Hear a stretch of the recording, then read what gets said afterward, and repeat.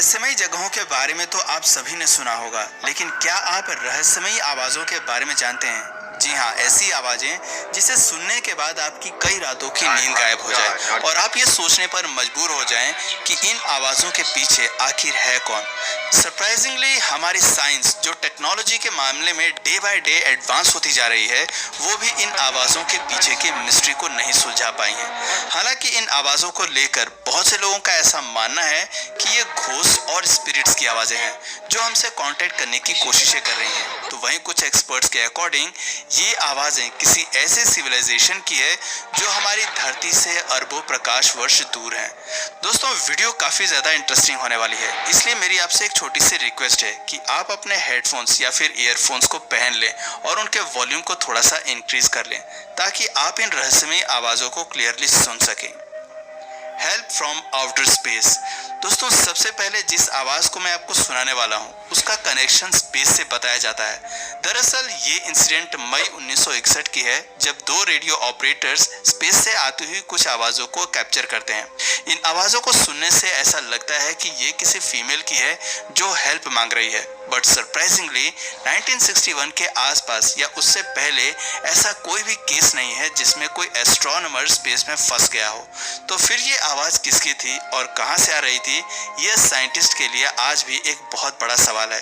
दोस्तों, ये है उस महिला की रियल रिकॉर्डिंग साउंड जो उस वक्त स्पेस से आ रही थी।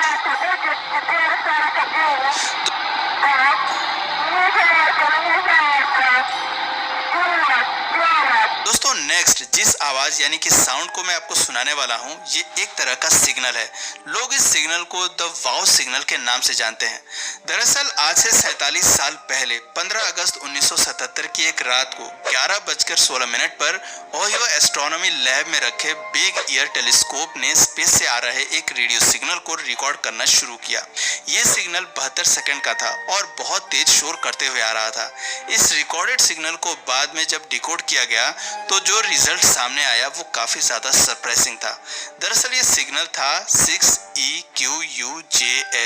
ये सिग्नल कहां से आया था, इसका क्या मतलब है, इसे किसने भेजा था, ये सारे सवाल आज भी साइंटिस्ट के लिए एक अनसुलझी पहेली है। बट इस सिग्नल को लेकर ज्यादातर साइंटिस्ट का ऐसा मानना है कि ये नैरो बैंड सिग्नल था, जिसका मतलब है कि इसे किसी इंटेलिजेंट सोर्स से धरती की तरफ या फिर हो सकता है यूनिवर्स में किसी प्लेनेट की तरफ भेजा गया था। दोस्तों, इस सिग्नल के थ्रू क्या बताने की कोशिश की गई है, ये तो साइंटिस्ट आज तक समझ नहीं पाए, बल्कि आज तक साइंटिस्ट को दोबारा ऐसा सिग्नल कभी मिला ही नहीं। दोस्तों, अभी जो मैं आपको सुनाने जा रहा हूँ वो उसी सिग्नल का ओरिजिनल रिकॉर्डिंग है।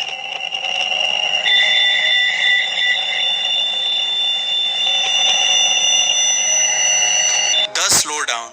दोस्तों, आज से सालों पहले पैसिफिक ओशन में यूएस के कुछ लोगों ने एक मिस्टीरियस साउंड को रिकॉर्ड किया था। उन्हें ये साउंड करीब 7 मिनट तक लगातार सुनाई दिया था, लेकिन उसके बाद वहां अचानक से बिल्कुल सन्नाटा हो गया, जिसके बाद काफी देर तक वो लोग ओशन में रुके रहे इस होप से कि हो सकता है उन्हें वापस से वो साउंड वहां सुनाई दे, लेकिन उन्हें दोबारा उस साउंड को सुनने का मौका नहीं मिला।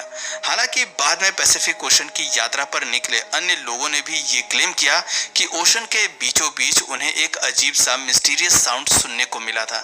बट उस साउंड का सोर्स क्या है, ये आता कहां से है, साइंटिस्ट तभी से इसका जवाब जानने की कोशिश में लगे हैं, लेकिन अभी तक उन्हें कोई कामयाबी नहीं मिल पाई है। दोस्तों, ये है उस मिस्टीरियस साउंड की ओरिजिनल रिकॉर्डिंग। क्या आपने कभी ऐसे साउंड को सुना है?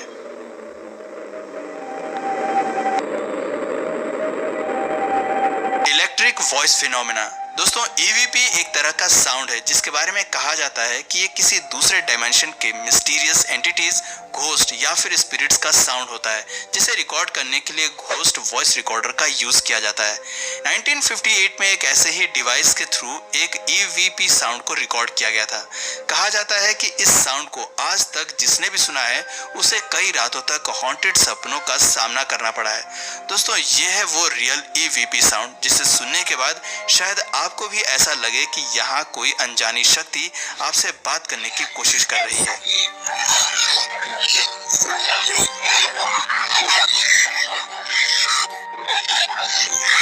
The mystery of the Yellowstone lake. दोस्तों, अमेरिका जिसे दुनिया का सबसे पावरफुल कंट्री कहा जाता है, ये देश भी खुद को इन मिस्टीरियस आवाजों से बचा नहीं पाया है। दरअसल अमेरिका में येलोस्टोन नाम का एक पार्क है जिसके अंदर एक बहुत ही खूबसूरत लेक है, लेकिन इस लेक को यहाँ के लोग हॉन्टेड मानते हैं। लोगों के अकॉर्डिंग जब वे इस लेक के पास से गुजरते हैं तो उन्हें यहाँ से एक अजीब सी चीखने की आवाज सुनाई देती है। सबसे पहले इस आवाज को यहाँ से 1872 में रिकॉर्ड किया गया था।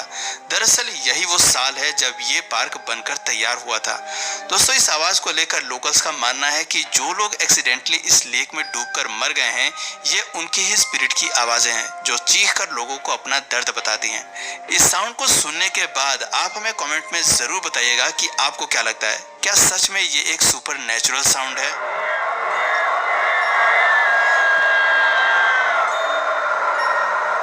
The singing comet. दोस्तों, 2 मार्च 2004 को यूरोपियन स्पेस एजेंसी रोसेटा नाम के एक स्पेस प्रोब को लॉन्च करते हैं। 10 साल में ये प्रोब 640 करोड़ किलोमीटर का लंबा सफर तय करके एक कॉमेट जिसका नाम 67P है उस पर लैंड करता है। दोस्तों, ये पहली बार था जब किसी प्रोब को किसी प्लेनेट पर लैंड न कराकर कॉमेट पर लैंड कराया गया था। लेकिन रोसेटा जैसे ही कॉमेट पर लैंड करता है, वो एक अजीब से साउंड को रिकॉर्ड करके अर्थ पर साइंटिस्ट के पास भेजता है। आखिर उस कॉमेट पर यह साउंड आ कहां से रहा था? वैज्ञानिकों ने इसका पता लगाने की काफी कोशिश की, लेकिन फिर भी वो इस मिस्ट्री को सुलझा नहीं पाए। दोस्तों, उस कॉमेट पर रिकॉर्ड की गई साउंड को आप इस वक्त इजीली सुन पाएंगे।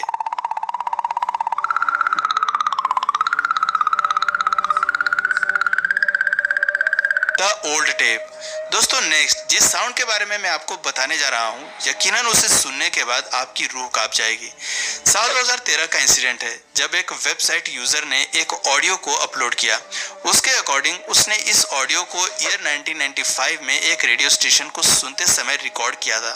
उस रेडियो स्टेशन का नाम था WKCR FM न्यूयॉर्क सिटी। दरअसल उस समय वो इस रेडियो स्टेशन पर एक सॉन्ग को सुन रहा था। वो उसका फेवरेट सॉन्ग था, इसलिए वो उसे रिकॉर्ड करने लगा। लेकिन इस रिकॉर्डिंग के दौरान एक अजीब सा इंटरप्शन हुआ और सॉन्ग की जगह पर उसके रेडियो से एक फीमेल की अजीब सी आवाज आने लगी।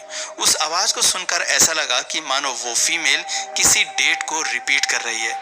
इस आवाज को सुनने के बाद वो आदमी पूरी तरह डर गया। बाद में उसने उस रेडियो स्टेशन को भी इस आवाज के बारे में जानकारी दी, लेकिन ब्रॉडकास्ट के बीच में ये आवाज कहां से आई थी, इसका जवाब उस रेडियो टीम के पास भी नहीं था। दोस्तों, अगर आप कमजोर दिल के हैं तो मेरी आपसे रिक्वेस्ट है कि इस साउंड को स्किप ही कर दें।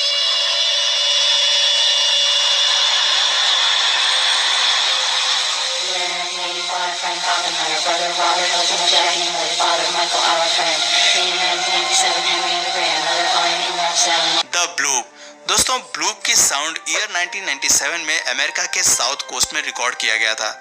इस साउंड को दुनिया का सबसे मिस्टीरियस साउंड भी कहा जाता है, जिसे समुद्र के अंदर से रिकॉर्ड किया गया था।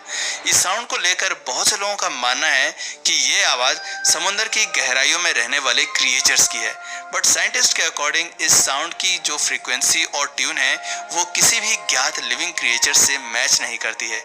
ऐसे में यह पॉसिबल है कि यह साउंड किसी ऐसे क्रिएचर की हो जो अभी तक इंसानों की पहुंच से दूर हो।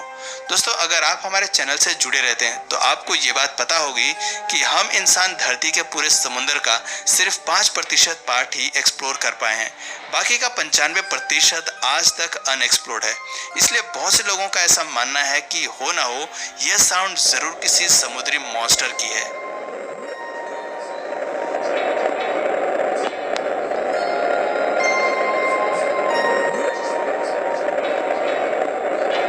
Sky trumpets.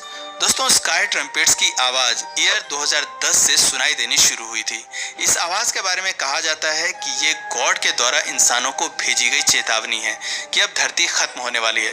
लोग इस बात को लेकर श्योर इसलिए भी हैं क्योंकि बाइबल में इस साउंड के बारे में पहले ही जिक्र किया जा चुका है कि जब धरती का एंड होने वाला होगा तब लोगों को ट्रम्पेट का साउंड सुनाई देगा।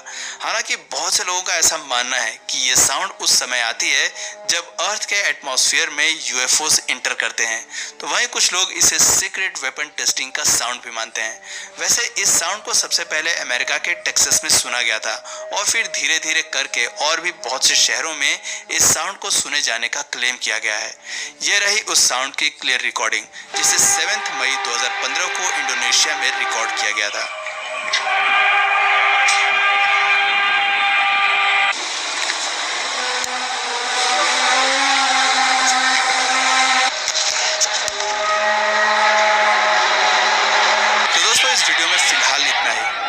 सुपर नेचुरल साउंड्स को लेकर आपकी क्या राय है, अपना जवाब हमें नीचे कमेंट सेक्शन में ज़रूर बताएं।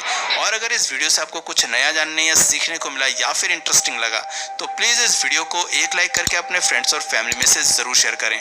और यदि आप इस चैनल पर नए हैं तो प्लीज़ इस चैनल को सब्सक्राइब करके बेल नोटिफिकेशन आइकन को ज़रूर ऑन कर लें ताकि हमारे आने वाले वीडियोज़ आप मिस ना करें। मिलते हैं फिर किसी वीडियो में नए टॉपिक के साथ, तब तक के लिए नमस्कार।